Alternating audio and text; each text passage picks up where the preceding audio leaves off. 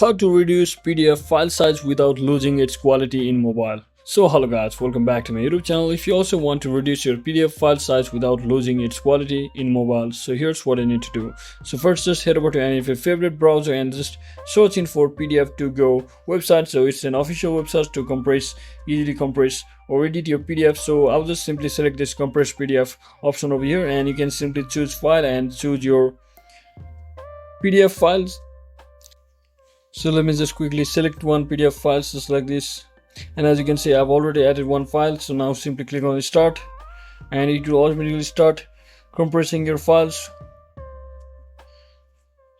Now you can simply click on this download button to just download the compressed PDF file just like this.